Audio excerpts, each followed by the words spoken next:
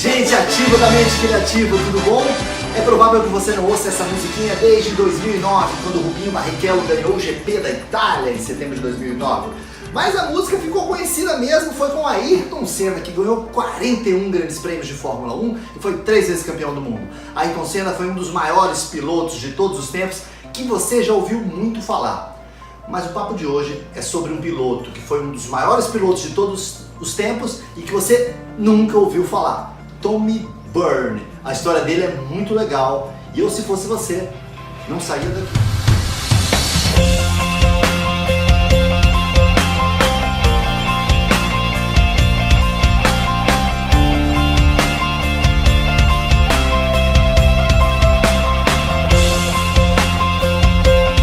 Livrarias do mundo estão lotadas de biografias de sucesso, principalmente as livrarias que ainda existem no mundo, porque infelizmente livrarias são um exemplo cada vez menor de sucesso, elas fazem cada vez menos sucesso, infelizmente. Infelizmente porque eu sou apaixonado por livros, eu gosto muito de livros e de biografias. Uma vez numa viagem há quase 10 anos, eu estava escarafunchando lá uma estante meio escondida de livros e eu achei a biografia de um piloto irlandês contemporâneo do Ayrton Senna, Tommy Byrne. O Tommy Byrne, ele era contemporâneo do Ayrton Senna, ele era só 2 anos mais velho que o Ayrton Senna e ele foi possivelmente o piloto mais veloz da sua geração. Mas a história do Tommy Byrne é uma história mais de fracasso do que de sucesso. O Tommy Byrne tinha tudo para fazer um tremendo sucesso, mas a carreira dele foi um baita fracasso. A carreira dele foi uma espécie de conto de fadas do avesso. Ele foi um dos maiores pilotos da história que não fez história. E o que acontece? Você deve estar pensando, se ele era um piloto tão talentoso assim, o que faltou para ele fazer sucesso? Trabalho duro, não é mesmo? Não, ele trabalhou duro, ele trabalhou muito duro. O que acontece é que a equação do sucesso em áreas muito competitivas como arte e esporte, ela é muito mais complexa do que a soma romântica de esforço, talento e oportunidade. O Tommy Byrne tinha muito talento, se esforçou demais e teve umas oportunidades de ouro e mesmo assim ele não deu certo. Ele era um irlandês de família muito humilde, ele pelejou muito, trabalhou demais, não só para conseguir correr, quanto também para se sustentar. Ele conjugava o trabalho de piloto com as profissões às vezes mais humilhantes e degradantes possível.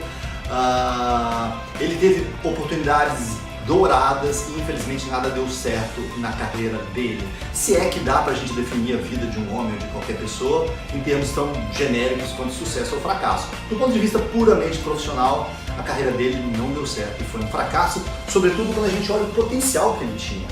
Ele teve uma ascensão tão meteórica e ele era tão vencedor quanto Ayrton Senna.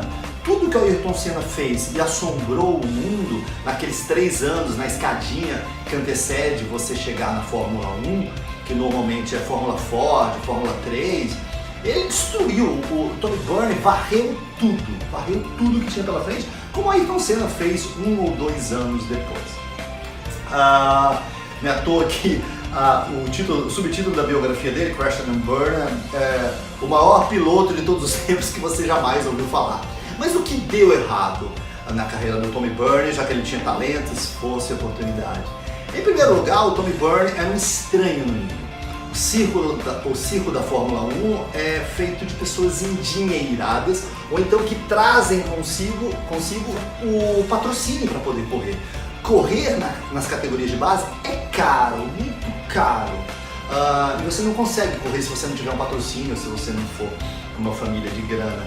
E é muito engraçado porque a gente imagina ele era um europeu, o Ayrton Senna era um brasileiro, mas a visão dele do livro é que assim que os europeus pobres eram preteridos pelos brasileiros ricos, porque tinha um certo frisson com os pilotos brasileiros da época, né? A gente tinha o Emerson Fittipaldi que fez sucesso, ganhou um monte de título, depois surgiu o Piquet e o Ayrton Senna já estava no radar como um desses talentos brilhantes da nova geração. Assim.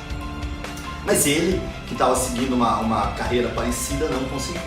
A primeira coisa era que ele era um estranho no ninho, o circo da Fórmula 1 é cercado de gente de grana, todo mundo pagava para correr. Inclusive o Ayrton Senna tinha patrocínio, ele pagava para correr. O Tommy Byrne era o único que era pago para correr. Até porque se ele não fosse pago, ele morria de fome, porque ele não tinha como se sustentar. Não é? Então isso atrapalhava, porque aquilo era um business, aquilo era um negócio. Né? E o Tommy Byrne, ele não entendia essa lógica do business, ele não trabalhava bem isso. Ele não entendia que por trás de pistões e cilindros e pneus tinha uma empresa com balancete, receitas e despesas. Então essa era uma equação sempre complicada para ele. Ainda mais que ele não tinha essa habilidade de negócios, de se relacionar com as pessoas certas, de correr atrás de patrocínio. Falava até com certo orgulho que ele não corria atrás de patrocínio, mas isso era péssimo. Precisava correr atrás de patrocínio se ele queria ser um corredor de sucesso. Mesmo assim, ele foi indo e avançando. A outra coisa era, ele tinha um comportamento pessoal péssimo. Ele era encrenqueiro, marrento, colecionava troféus e inimigos nas pistas também, porque arrumava confusão com todo mundo. Tinha um comportamento pessoal bastante complicado, usou e usava drogas, se envolvia com prostitutas, teve um filho que não assumiu, só andava com má companhia, na adolescência fez furtos. Então ele tinha um comportamento pessoal que era muito complicado e isso atrapalhou muito ele na carreira. Não só porque às vezes ele fazia certas coisas erradas, mas depois até o que não era a responsabilidade dele virava a culpa do Tommy Byrne. Sumiu alguma coisa dentro do cockpit lá da escuderia, deve ter sido o Tommy Byrne. Aconteceu uma avalanche lá na Alasca, deve ter sido o Tommy Byrne. Então ele acabou tendo uma fama muito ruim. E o terceiro, ele não tinha inteligência emocional. A gente fala muito sobre isso, né, que tem a importância da inteligência emocional, mas ele é um caso clássico disso, né? Ele tinha uma inteligência para correr, uma inteligência espacial, uma inteligência para regular a máquina, o carro. Ele conseguia ângulos improváveis, ele conseguia mais tempo freando o mais tarde possível, e você precisa ter uma habilidade incrível na mão para fazer isso. Mas ele não sabia se relacionar com as pessoas certas, ele não sabia jogar aquele jogo, ele não tinha inteligência emocional. A respeito disso tudo, por ter sido o piloto mais veloz daquela categoria, da Fórmula 3, tinha um acordo com a McLaren que ele teria o direito a fazer um teste na McLaren junto com outros pilotos revelação, e aquele que fosse escolhido para a McLaren correria a Fórmula 1. Pois bem, teve um grande teste da McLaren, ele e outros pilotos, e ele foi arrasador.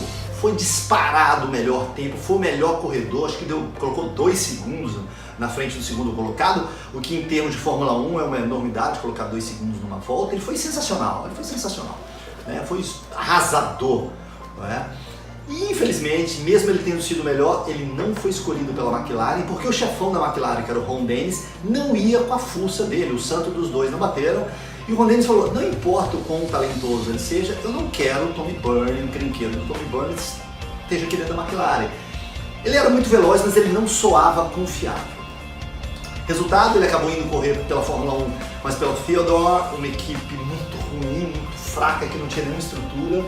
Mesmo fazendo tudo que podia, ele só conseguiu se classificar para 2 corridas, era uma equipe muito ruim mesmo.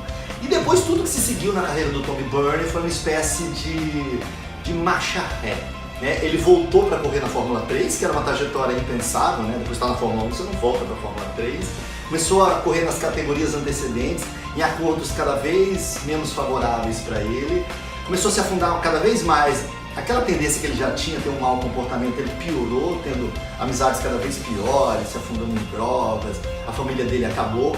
E quando ele percebe, ele não tinha mais um carro para correr, ele não tinha mais um salário para sobreviver, não tinha ninguém da família para abraçar, ele estava acabado. Sem emprego, sem dinheiro, sem nada, ele se afundou na bebida, entrou em profunda depressão. E estava assim, jogado, já não via mais razão para viver. Foi quando um amigo antigo dele resgatou ele desse abismo existencial e convidou ele para ser instrutor de pilotos em Ohio.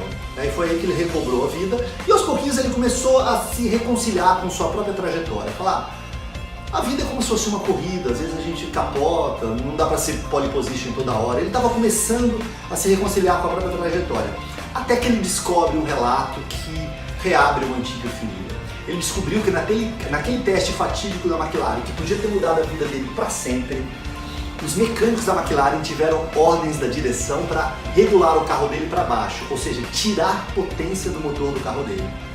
Veja, ele foi arrasador e muito melhor do que os outros, mesmo tendo sido fraudado, tendo um carro menos potente do que poderia. Tiraram a potência do motor dele, supostamente para proteger o carro, que é um patrimônio caro, contra o estilo de direção agressiva que ele teria. Essa foi a justificativa de um mecânico que até assume no próprio livro que realmente eles tinham essa instrução, mas segundo ele não foi para prejudicar o Tommy Byrne, foi porque eles eram preocupados que o Tommy Byrne dirigia muito agressivamente. Enfim, isso revelou para ele que assim, não importa o quão melhor ele fosse, ele era rejeitado, não queriam ele correndo pela McLaren. E a gente percebe no livro que a maior mágoa dele é não ter sido reconhecido como um grande nome da sua geração que ele foi. É a maior mágoa dele. Em nenhum momento houve o reconhecimento. A gente vê uma pontinha assim de incômodo quando falava que todo mundo reconhecia os outros astros da época, ou o próprio Ayrton Senna, que era uma estrela ascendente, e não reconheciam ele. Eu acho que ele era muito rápido nas pistas, mas infelizmente a vida deu essa lição para ele em doses muito homeopáticas e muito duras. Que você pode na vida conquistar muitos troféus, mas isso é muito diferente de conquistar grandeza. Seja como for, depois da publicação desse livro, acho que esse livro é de 2009, acabou saindo um documentário sobre ele, que foi muito falado. Ele começou a ser chamado para entrevistas de TV, se não me engano fizeram uma corrida aí com grandes nomes do passado. Então ele meio que acabou sendo meio que uma retribuição tardia, ou um reconhecimento tardio pelo talento, um pouco estrambelhado, mas o talento que ele foi.